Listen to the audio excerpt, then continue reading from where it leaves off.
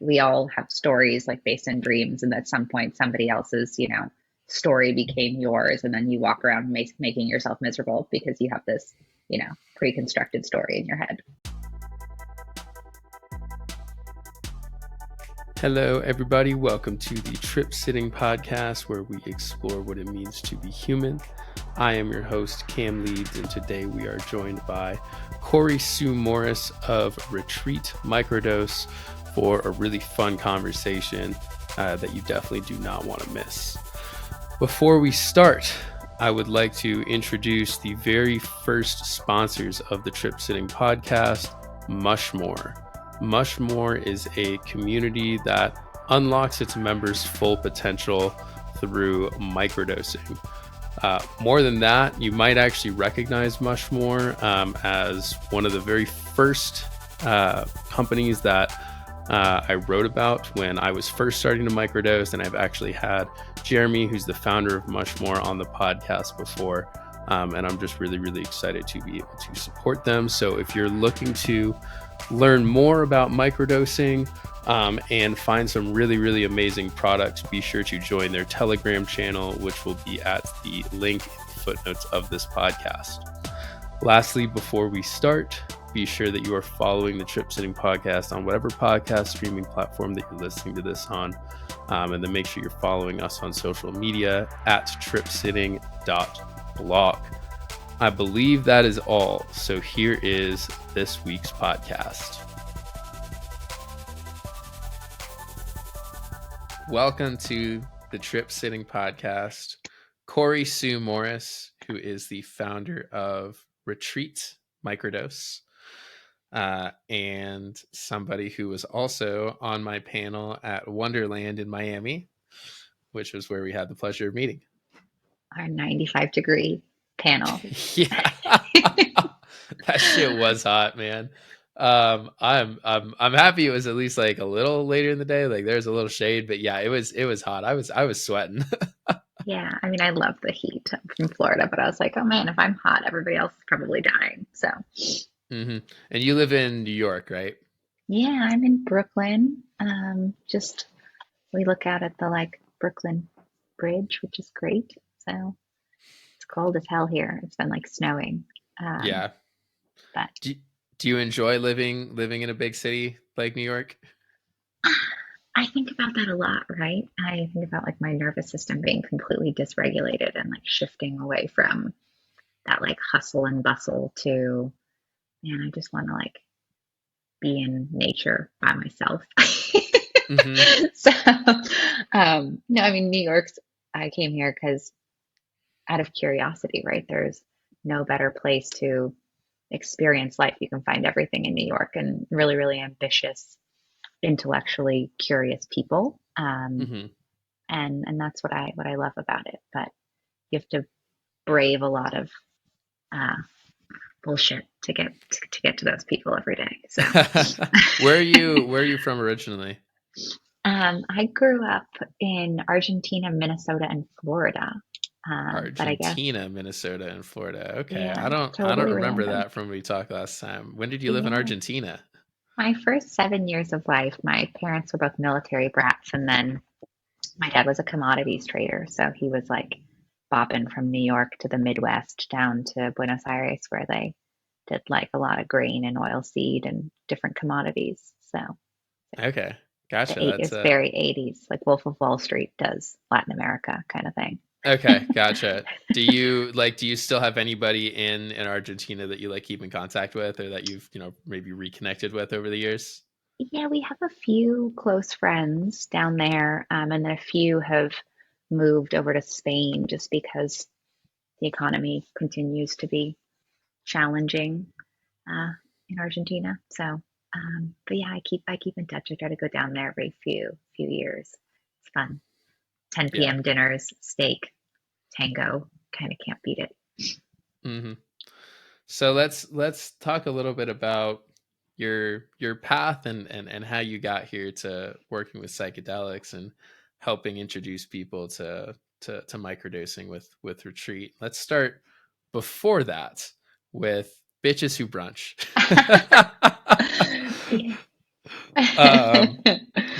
which I just want to tell the story just because I think it's really hilarious. But like when I first moved to Chicago, me and my roommate were um, literally just looking for like a place to grab brunch one day, and we were looking online trying to find places, and like we came across this one place, and like I'm like, yeah, like the reviews look really good. And my roommate's like, what website are you looking on? I was like, bitcheswhobrunched.com. And we were both like, I mean, that sounds better than any website we've ever heard. And then we ended up going to that place, and it was fire. And then we always actually went on like Bitches Who Brunch to try to find spots. So it's really funny having the full circle moment of them having you on my panel. I love that. Yeah, I think that's the funny thing is that I'm like a sort of a storyteller um, by nature. I was as a child, I was like always, I was an only child, so I was always like reading and writing and like talking to my imaginary friends, which is, probably no different than what I do now as an adult with all the and I so I came out of journalism school and I sort of, this is 10, 15 years ago now. And I like all the magazines were like very hoity-toity and, like these, whether it's like the Vogues of the world or these regional luxury lifestyle magazines. I made it a year at a magazine as an editorial assistant. It was like Very Devil Wears Prada. And I was like, this is Mhm. horrible. These people are not nice. And then there's no one speaking to women. So I just sort of started a blog by accident back before everyone was a blogger and just sort of started writing. I was like, here's, what you should do as a 20 something in Washington, D.C. if you're not going to this, $500 charity ticketed event, right? Like, here's where you'd find a bottomless brunch and here's what you'd wear. And like, here's where we're going to party. And so it really started organically. And, after 9 years, we had like 15 young women like working with the brand in three different cities. We expanded to Chicago, New York, and it was kind of a dream to spend my 20s building something that I started by accident. And then, step by step, it's obviously not easy to start from like a 0 to 1 and monetize in media these days. But yeah, it was brunch was my life for 10 years, and then I sold it. And similarly with like Retreat, right? Like these women who used to be doing bottomless brunch in the heyday of millennial life are now like dysregulated moms like trying to hold it together, and they're all on antidepressants and they're like, what's microdosing? And so within that vein, I sort of just started researching and writing about psychedelics because I came to plant medicine after doing the like hustle and bustle of New York. I was working at WeWork during like the IPO explosion that they put into a movie, and my health like totally went off the rails because I was like forgot that I was an empath from working all the time, and I found it really like torturous to lay off 80% of my team and to go through that like roller coaster. And so I like found functional mushrooms to help with my hormones. And then I was like, oh, I've always loved mushrooms. Like I like shiitakes and I like portobellos, and functional mushrooms are amazing. And I had like literally, startup girl A/B tested my hormones and regulated them with like ashwagandha and reishi. And then I'm like, oh, what are psilocybin mushrooms? So And then, you didn't have any experience with psychedelics like before that, really? oh my gosh, no. I much preferred uppers in college. Uh, Gotcha. Okay. Yeah. And Said it. no, I I mean, was. well, I did it first. No, I didn't really do like I'm like a moderate like couple glasses of wine drinker, like that typical like control freak doesn't think psychedelics are for or thought psychedelics are for like hippies and um you know people that get in trouble with the law, Hmm. which was and now I'm like, yes, psychedelics, everyone. So that was a big shift for sure. First, I'm like, who are these people? And then I'm like, I am these people. So Yeah, it's one of those memes of the like life sneaks up on you fast type things like, oh shit, am I that person? yeah, yeah. And then I'm like, oh, I am very proudly that person. So yeah, Hmm. so now with Retreat, same thing. I started researching mushrooms, and I think I had to break down all 30 plus years of shame and misinformation, and you have to be a certain way. And psychedelics obviously helped once I finally touched them, but I was so scared to even touch Hmm. like a mouse nibble of a chocolate bar. I was like, oh God. And so it sat in my fridge for like 18 months. Like I don't even, so And I Like read from the every first single, time that you were like curious and got a psilocybin chocolate bar, you yeah. just And held on to it. it Like, just sat in the fridge while I was like, okay, Michael Pollan, yeah. psychedelic explorer's guide. Like I'm just like going through my little like my books for, and it was really like it was, yeah, close to 18 months of reading before I like had the gumption to go into the Hmm. fridge and like take off like a little bit of, a mouse nibble, as I say, and nothing happened. And then I was like, okay. And then I went camping and like ate half a chocolate bar and like tied myself to a tree and was like, Got it. let's see what happens. So, That's funny. This is I guess maybe a little off topic, but you just did a journey like a couple weeks ago, right? it was nothing like revelatory, but it was just a great nervous system reset and listened to some tunes and just kind of sat there and then giggled for like 5 hours. Hmm.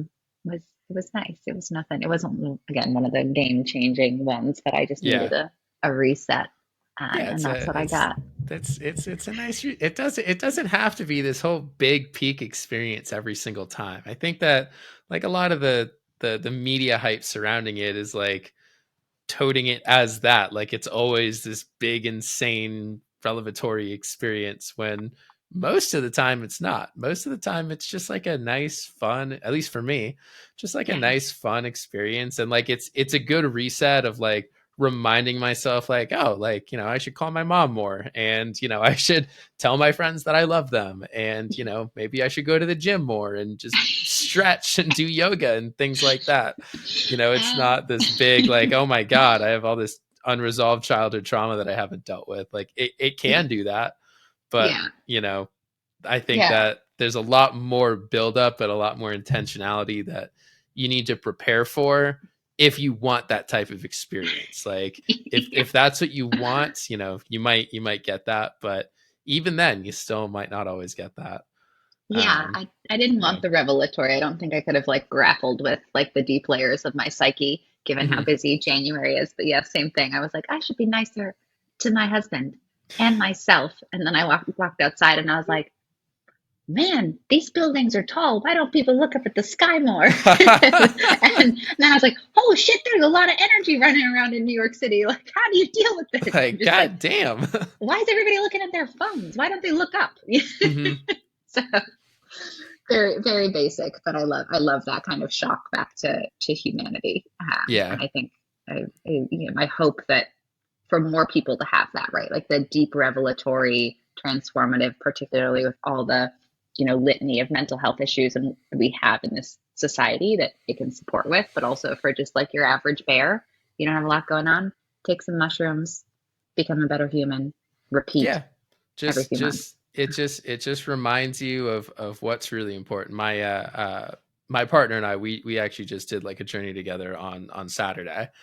um Amazing. and that was the first time that we had like intentionally taken mushrooms just together, like just her and me, nothing to do, just to like sit with it and see what happens. And it was originally we had a whole plan that we were gonna like paint while we were on mushrooms, and then that went out the window the second they started hitting. um just like they just hit a lot harder than I think I thought they were going to. We took 2 grams, which isn't a little, but it's not like a ton either. Like I've taken 7 grams before. Oh my goodness. um and 2 grams to me is usually like a pretty just solid, like, museum dose. Like I can still Mhm. function and be a person. Mhm. But I'm still definitely tripping. This time it felt like I took like an eighth. So it was strong. There was a lot of tears, a lot of crying, a lot of laughter, like a lot of joy. It was like just the whole spectrum of remembering what's important, what we're here for, like how do we build together, how do we just be better people. And it was great. Oh, I love that. I was gonna ask. I was like, if we just took a bunch of mushrooms, did you just like sit each, like hold each other and cry? Because that's probably For what I would like do. for probably like an hour, yes. Yeah.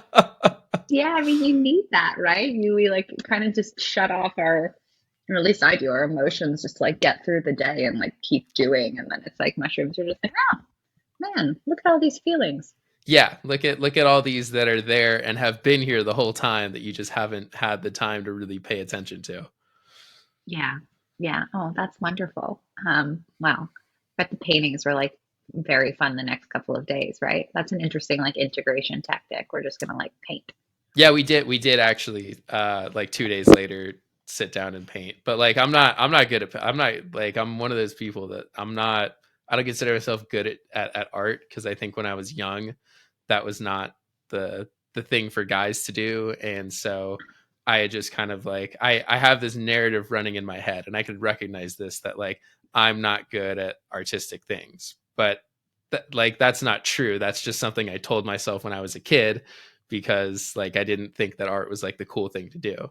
So now I can consciously realize that I can unlearn that narrative and it just starts with like trying to do artistic things and like that's how you get better at it. Not that I'm innately bad at those things. Oh my gosh, so much to unpack there. One, with hobbies, like I'm like, does it even matter if you're good? Like I am No, it so bad doesn't. at tennis and I've been playing for like 6 years and like I still find joy in it, Hmm. even though I'm literally not good. Like I am Yeah. objectively like tennis, like there's skills, like there's points, there's Uh-huh. matches, there's where the ball goes, it goes in and out. I'm like objectively I'm not good. There's metrics for this. And like art, it's like a little bit more fluid, right? But Hmm. tennis, I'm just bad. Swimming, terrible. Last one in the pool. I still do it. Like well, Yeah. swimming I hate, but tennis I love. That's funny. I actually love playing tennis, but I'm actually like pretty good at tennis and like I don't like playing with people that aren't good at tennis because then I'm just like standing there. Well, never play with me then. Yeah. um but yeah, but I found like a little picture, like I just googled something like trippy photo like painting ideas Pinterest and just found something and just kind of copied it. So we're still not done, but I'm excited and it looks I think better than anything I've ever done before artistically. Oh, well, and that's the thing, right? Like, I feel like you set your own benchmark. The other thing is, like, I just feel like, I don't feel like I know creativity is can be learned and can be taught. It's a muscle like anything else. And with psilocybin, I have absolutely seen the random benefits of um, creativity, like creative thinking. That's the one thing that comes through all of the time. Just like every time I stop and slow down and have that presence, I come up with like a new creative, like campaign for the business or like a piece of something I want to write for Substack or whatever it might be. And even just removing that friction because visually, yeah, I'm not very like artistic either, but I'll find myself like doodling or creating something that I would never have the gumption to do. I'd be like, oh, I can't do that. I'm bad. Hmm. Yeah, it's just interesting how psilocybin specifically can really help us deal with that. But just like in general, it helps me notice the narratives that are in my head, like such as I'm not creative. Like there's a lot of people that have that narrative going on in their head, and it all probably stems back to early in their formative years when like they tried to do something creative and someone probably told them like that's stupid, don't do that. And then now they spend the rest of their lives believing that they're not a creative individual because somebody made them believe that they weren't a creative individual. And so it's cool that psilocybin and psychedelics give us the opportunity to look at those for what they are and be like, well, what if that's not true? And start questioning that. I couldn't agree more. And that's one of the four agreements, right? Have you read that book? I have, yeah. Yeah, that's one of them in so many words. It's like we all have stories like based in dreams, and at some point somebody else's, story became yours, and then you walk around making yourself miserable because you have this, pre-constructed story in your head. Yeah. I read that book. I need to read it again. I read it during my ayahuasca retreat. Great book to read when you're involved in psychedelic work. Yeah, you're so right. And it's like I think about that with children. Like, how do you teach your child not to be a jerk and just not to be that person? It's like, your Hmm. painting is terrible. Like, it's none of your damn business. And then you look at the internet and it's like everybody on Instagram comments feels like they are that child. Like, we are all that child. And like, who Yeah. are these people? I've never been one of those people that unsolicited advice, right? Like, I'm not Hmm. a big Instagram commenter. And then, like, who exactly are these people? Because there are Hmm. millions of them just Yeah, like giving their unsolicited opinions. it's honestly like amazing. I got some comments on like one of my posts the other day that was just like starkly negative, and like like it doesn't affect me. It's more of just like it makes me laugh because I'm like, I've never met you, and like, what makes you think that you can go like comment on a random person's post on social media and be like, well, I think this is stupid, and like and make you feel good about yourself. Like that's so unfortunate that that happens. Yeah, I don't get it. I only comment on Instagram posts or anything when it's like trying to hype people up because I just feel Uh-huh. like there's enough negativity out there. Like, why would you even take a hot second to put more of it out there? Yeah. Um, it just doesn't make sense to me. No, it's Um, and like I mean I can see how it happens, but like it's very interesting to like put your ego aside when somebody offends you and when somebody says something and like actually just take a second to think like what makes that person want to say that to you, like what has happened in their life to where they think that that's a good thing, and like just have just have general like empathy for people like that happens to, like not take it personally and just realize that like they are a hurt person and like they've probably been told things like that, and therefore they think that it's okay to then pass that along to you. yeah, I'm always trying to like block the energy. I've got this like giant crystal around my neck. I wear hats. I do like shaking and like energy cleansing exercises. I'm like, let's keep my energy positive so that like Hmm. when I can create positive energy towards others, right? I'm like, I don't even want to get near dealing with what's going on in that person's head. Let's just like Hmm. make sure we're a soft wall away from all that bad juju. Yeah, exactly. Let it bounce off. That being said, though, I'm also I'm not a fan of like positive energy only either. I think that that can like lead down to like toxic positivity. Yeah, that's something I like. I think I was probably a toxically positive person previously. And Hmm. now, right, because like it's really hard to be a human, and it's only getting harder. And I see that everywhere, right? Like I've always been pretty empathetic, but I just feel like particularly living in New York City, like, and after you do psychedelics, you're so sensitive to everyone's energy, and it's just like it is so hard. Like it's hard to leave the house, right? There's like people selling candy bars on the subway. There's homeless people or people that are struggling with homelessness. There's, everybody's having a tough time. I feel like everybody's just working triply hard or more. They're working harder than they ever have. And it's like harder to be a human. And you see it everywhere. Like it's just an assault. Hmm. Um, and it's heartbreaking. So Yeah. it's kind of I feel like it would be impossible for me to be toxically positive these days because I'm too grounded in reality. My eyes are too open. Yeah. I don't know why I keep thinking of memes, but like that just reminds me of like this meme of like this guy in a zoo like looking at at like a monkey and being like, haha, like you're like in a cage, and then like the monkey saying back, haha, you're the only animal that pays to live on Earth. Who was I shared that? I saw that and I was like, yeah, man, that is kind of screwed up. Like that's kind of fucked. Yeah, like, man, uh, yeah, it really is wild. This And world. it's so normalized too. Like it's so normal. Again, not that, you know, back then I think a lot of people in psychedelics specifically look at indigenous cultures and we're like, those guys had it figured out. Like they were, having mushroom ceremonies and doing all this, but like they were also going to war with each other about their territories like all the fucking time. And like they, it's not like they lived in this era of like pure peace and joy and like amazingness. Like they still had some shit to figure out too.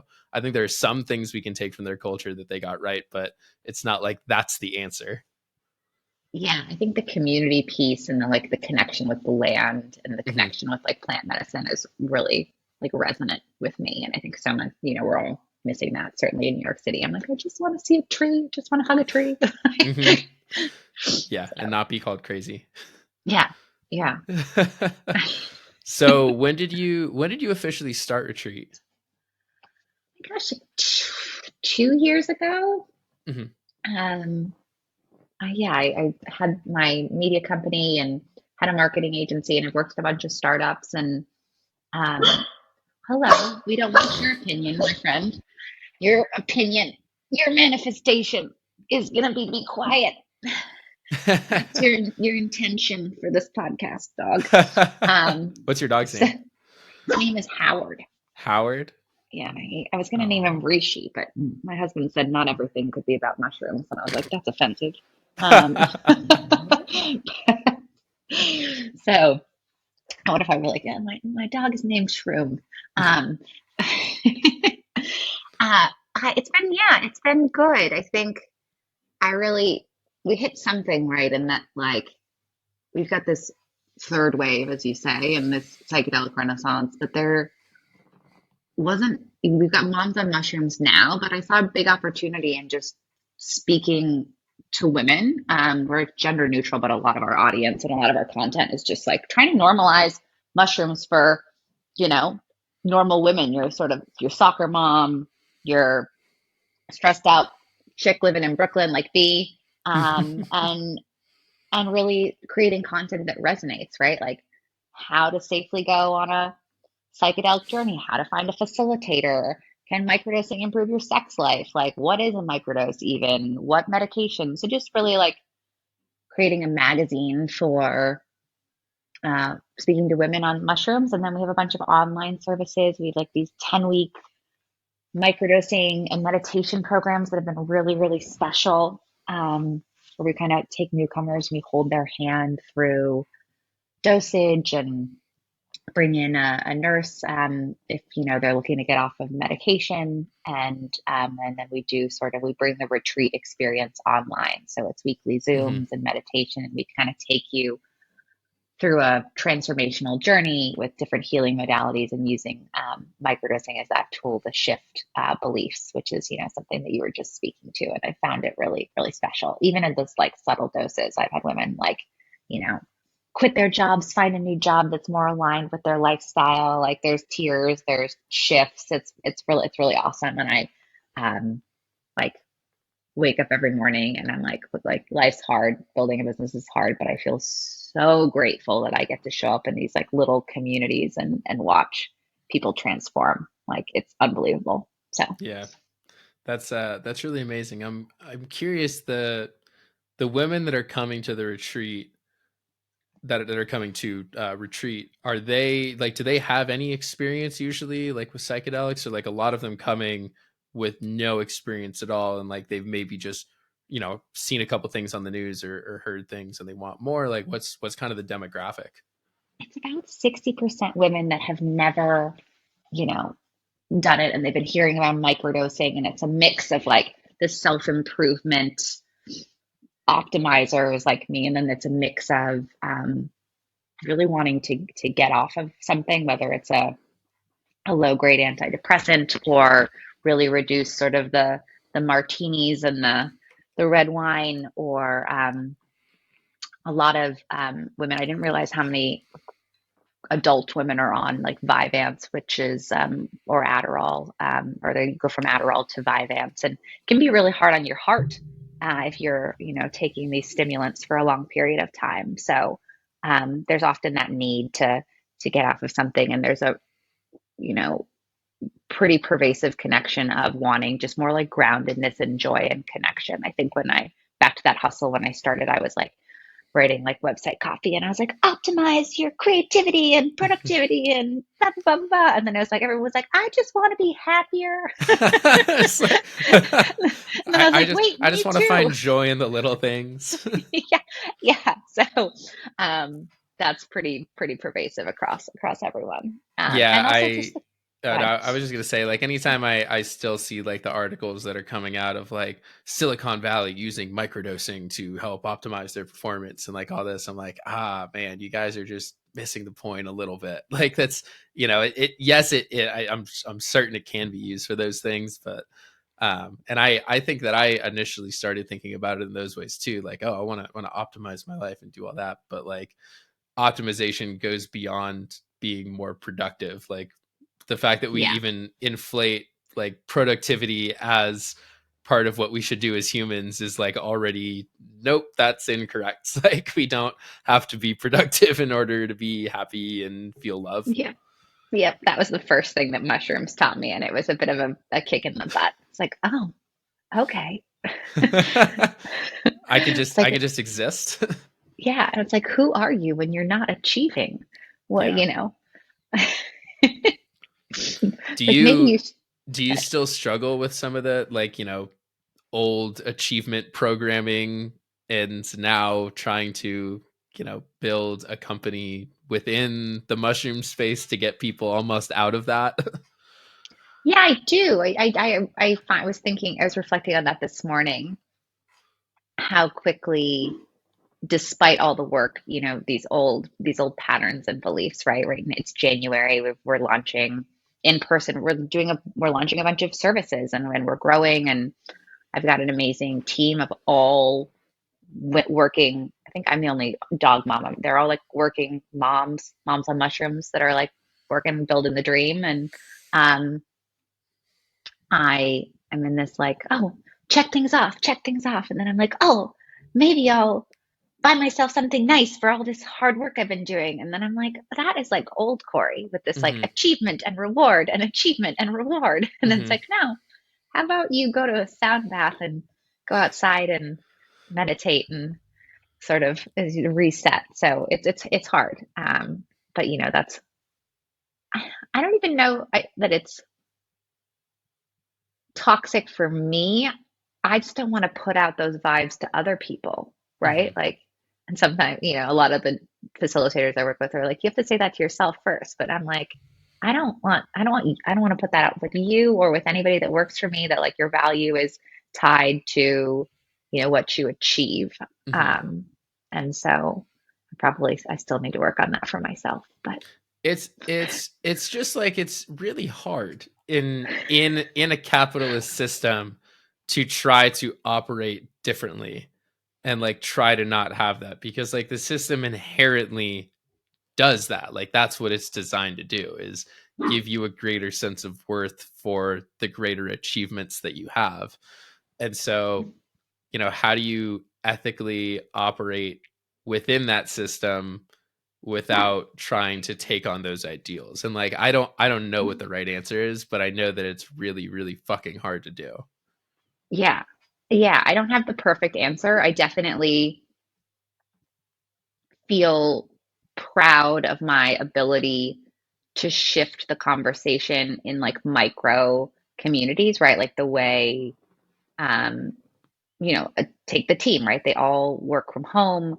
We have flexible hours. These women are like paid part time. They're giving like 50% of their time, and I'm super super understanding, right? And like we shift things around because of kids, and we show up imperfect, and we forgive flaws and typos. And I think I'm always a nice leader, but I like would never forgive a typo before, Yeah, I was gonna say, think back to the bitches who brunch days. What Yeah, what I was kind of I was leader do like you think you were? it's like this was not typos in the Eggs Benedict review. Absolutely not. And so a lot more like forgiveness, a lot more warmth, a lot more celebration. But then, we also have Asana boards and KPIs and goals because we have, Hmm. a scaling business, and we've got some a few investors, and we got goals, right? And so I think I tend to bear the brunt of that, like um, the shift of the work, right? And Hmm. then same thing with these like communities of women, the pods. It's like the group programs. It's a lot of like gentleness and kindness and shifting the conversation. So But it's you do still have to be like, even within like, the healing space. Like it's about giving yourself grace, but like also holding yourself accountable and like taking responsibility. Like if I'm trying to, be a more loving person, and like I'm still, yelling at the fucking drive-through employee because they didn't hear my order correctly, like that is something that you should, notice and like try to do a better job of. Like, you yeah, can't just keep forgiving yourself and just being like, no, it's fine. Like, it's you still have to hold yourself to a certain standard. yeah, 100%.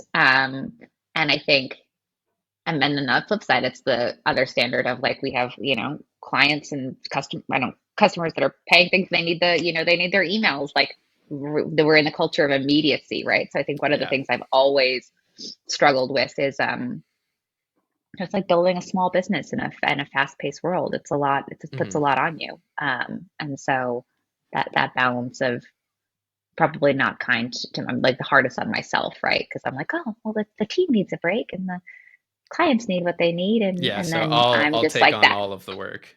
Yeah, exactly. Yeah. So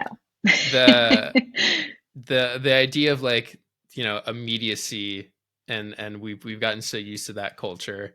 I think that's something that I've been reflecting on a lot lately, and trying to purposely do a job of like setting expectations for people around me that, hey, this is not the most important thing in my life. Like, I'm sorry, I love you. Like, I'm gonna get to it, but I'm not gonna. I'm not. I don't want to set a precedent of me getting things back to you right away, and then you expecting that from me, because that's unsustainable for myself. for sure, for sure. But then on the flip side, one thing that I think about that I really am excited to bring to the psychedelic industry. Sorry, I'm gonna kick the Oh, you're dog fine. out.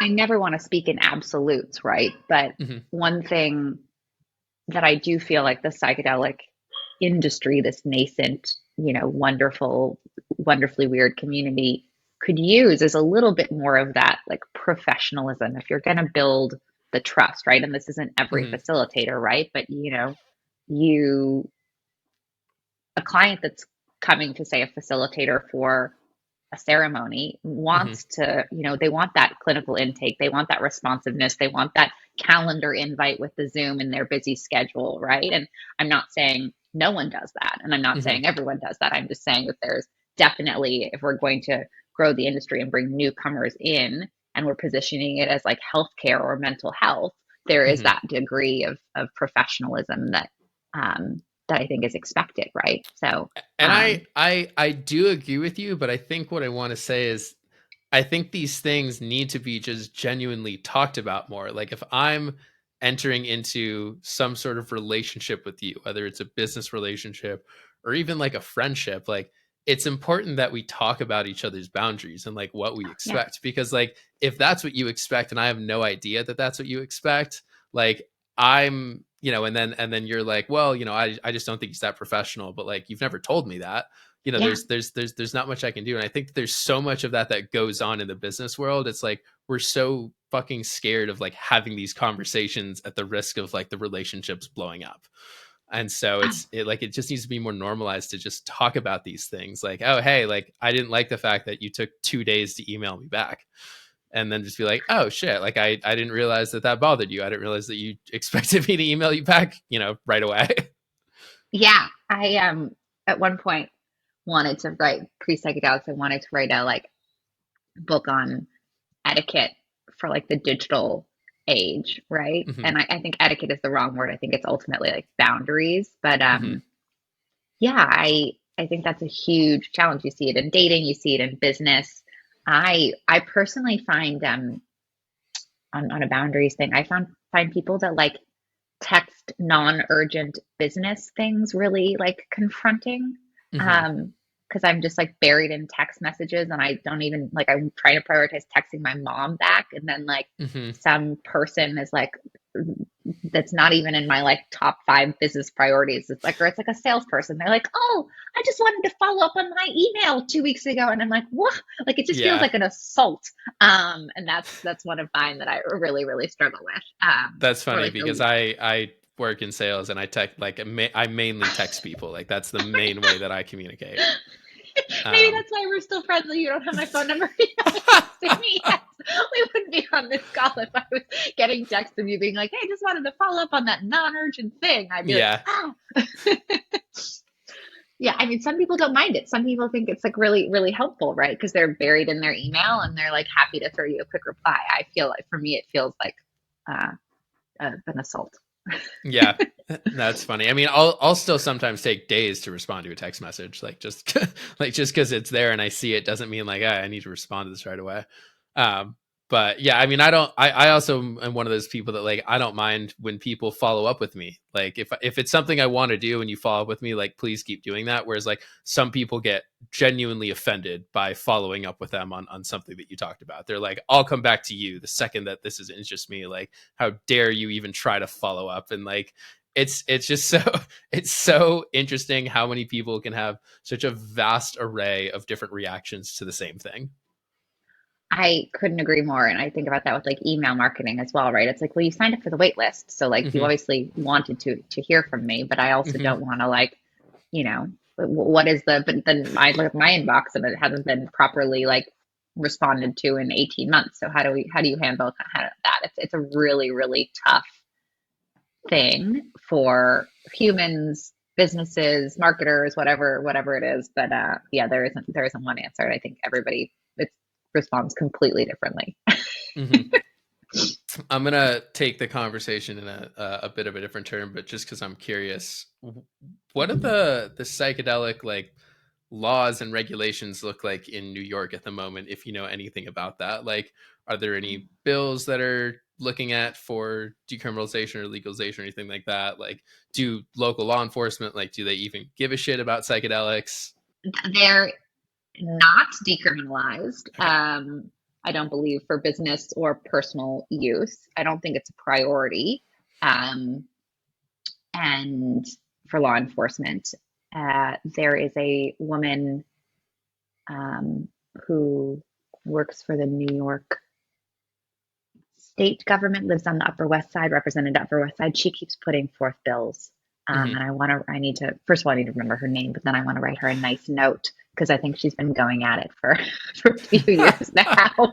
Um, and then New Jersey, I think, is pretty close. It was in the news last week, I want to say, which is exciting. So, um, I mean, New York is a very like, more liberal state, but I think the next states to legalize. If I was a betting woman, it'll be like California, Washington State, Hmm. following along with Oregon and Well, Colorado. California last year, Governor Newsom he vetoed the bill I know, I to was so bummed. decriminalize. Yeah, Yeah, which was pretty surprising. I think like people on both sides were like, "Wait, are you serious?" yeah. So yeah, I'm excited to see what, like, the only thing I'm excited about for this election cycle is just to see what psychedelic initiatives get passed in certain states. That's the only thing. I couldn't agree more. I do feel like the news is like a hellscape of doom and destruction, and I feel like the psychedelic news cycle is like much more positive. It's like, oh, we're legalizing, and oh, we saved lives, and we've changed lives, and look at this new study. And it's one of the non-toxic optimism. One of the only things that I feel really positive about is that like after all of this research, it has come out in the last couple of years, particularly in 2023, that like 2024 will be a good Mhm. year for regulation. I So do think that the mainstream media doesn't do the best job reporting on psychedelics from like a harm reduction standpoint.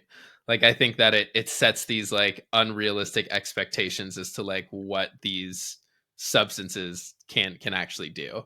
Like, it's a lot of reports of like, phase 3, like these clinical trials that cured 76% of people's depression and things like that, and like, doesn't dive as much into like, okay, proper set and setting and like proper harm reduction, and that like, hey, it might be really fucking challenging, by the way. You might have to confront some things that you haven't had to confront for the last 40 years of your life. yeah, look, I couldn't agree more. I mean the mainstream media is just it's all clickbait headlines, Yeah. right? Like nuance does not make a good tweet or SEO enabled headline, right? And I feel for journalists that are still, slaying in these articles in the digital media era because it's all about clicks and I have a few friends that still work for magazines here in New York and it's hard. Yeah. It's definitely different than, what they taught us in journalism ethics about writing a balanced story. Hmm. But yeah, it takes away the nuance. And that's something I think about a lot, right? We're offering complementary modalities and toying around with different services, right? Like humans are complex. It's not just one thing. And I see it as well with our clients, right? They're like, oh, I just take a pill and then I'm happy again. And you have to show up for the program. You got to meditate, you got to Hmm. journal, you got to be in community. Well, you don't have to do anything, but I don't Yeah. say it like that, right? But like offering all the, I'm like, well, it's not that, you know, easy. And I get Hmm. these questions. I have started like writing them down. It's like, well, mushrooms make me not hate my husband is my favorite one that I've gotten. Oh no. And I was like, Oh, yes, but sweetie. no, but yes, but no. Like, yes, eventually, because you might like learn to love yourself more, and then you might, Love like the be things kinder to about him yourself, that and you then be hate. kinder to him, and then you might still hate yourself, and you might still hate him, or it just depends. And so it's like there's so much nuance in everything. God. Is there Um, is there anything this year, whether it's with retreat or yourself, that you're really looking forward to? like I want to do ayahuasca. I want to do 5-MeO Ah. DMT. I think I told you about that. I was like, I'm just gonna Mm-hmm. go to Latin America and do all of the things. Uh-huh. uh, yeah, um, I'm excited to keep building. I'm excited to keep, so these 10-week microdosing and meditation programs have been all women. It's been mostly like moms on mushrooms, and we're launching a men's group in the next couple of weeks, and that's really Mm. exciting. And so we brought in, some male energy and facilitators, and so that's fun. Like the boys group, because boys need healing too. Goddamn right we That's, do. yeah, so I'm excited about the men's group. I'm not going to be like part of it. I sit in on the girls ones, so I'll just have to sort of send good energy Mm-hmm. and wonder what's happening in the men's club. As you should. Yeah. And then, yeah, we're doing some retreats.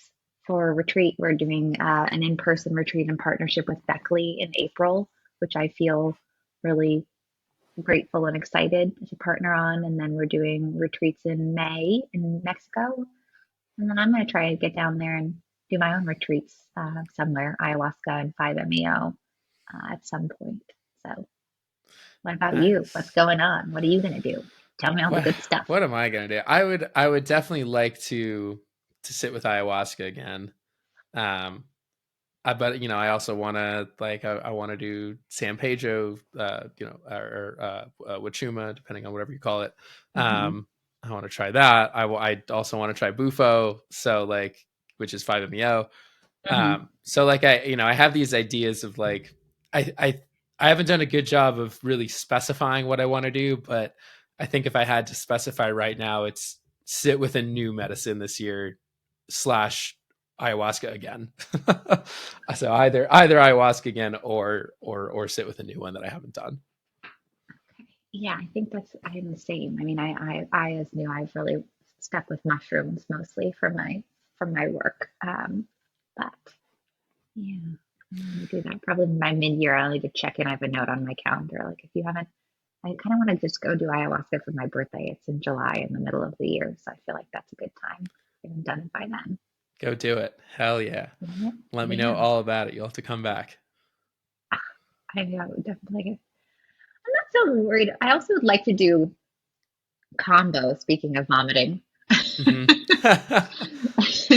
Like, I want to do that again too. I've done that one time, and I the way that I did it. It was just not good. It was right okay. after right after an ayahuasca ceremony, which that I had already purged everything out of me that I possibly could have, and so doing combo on top of that was just absolutely pointless. Where did you do the little marks? Did you do your shoulder or do you have There. the scars? Yeah, so one, I scar really easily, so I can still it's not very easily, but I can still see the three little dots that are right here on my shoulder. Honestly, I kind of like them. I think they look cool. I was just gonna say that. I go back and forth being like, I don't want the scars. And being like, ah, it actually looks really cool. I think they look pretty Um, dope. I'm sure it looks amazing. You're like, yeah, and it's a good conversation starter. So, Hmm. do you have any tattoos? I don't. I that's one of my goals this year too. Is actually to get a tattoo, because I've been saying that I want one for a while, and I'm just really indecisive, and I think I'm building it up to be this crazy more important thing that it actually is. But I just like art, and I want art on my body, and I think that's cool. I got a temporary mushroom tattoo. It was an 18-month The company's called Ephemeral, Okay. and it's a startup, and you go in, it's like a needle, it's like a proper tattoo. It hurts. I was like, oh, that hurts more than I thought it would, and I have a pretty high tolerance for pain. I was like, oh, I'm definitely being this about this. And I'm obsessed with it, and it's fading. It fades in 18 months, and so I'm going to get a permanent. But I was like, this is like trying on. It's an engagement for your tattoo, Yeah, basically. that's cool. I really like that. Yeah. So, and then if they screw something up, you're like, You're like, no. well, it's going to go away anyways. Yeah, exactly. Well, I think that this is where I'm going to call it. And before we go, is there any, like, where can people find you? What do you want to shout out before we officially end? I want to say shout out to thank you. I love the pod, and I'm so happy to be here. And thanks for the meditation. So shout out to you. Um, and yeah, we're retreatmicrodose.com. If you need If you want to join a group and get some sort of conscious support through our programs, whether that's a microdose or a macrodose, we've got you covered. And we also have a ton of information and cheeky, fun articles on, just trying to help support people as they go through the journey, whether new or, improving their existing work with plant medicine. So, Well, thank you so much, Cori. I love you. And love until you. next time. Until next time, thank you. That's it for this episode, folks. Thank you all for tuning in and listening. If you are interested in sponsoring the Trip Sitting Podcast, shoot me an email at tripsittingblog@gmail.com, or just shoot me a DM on social media. To everybody else, thank you for listening. If you just want to get in contact with me, feel free to reach out to me through those same modalities. And we'll see you next episode. Peace.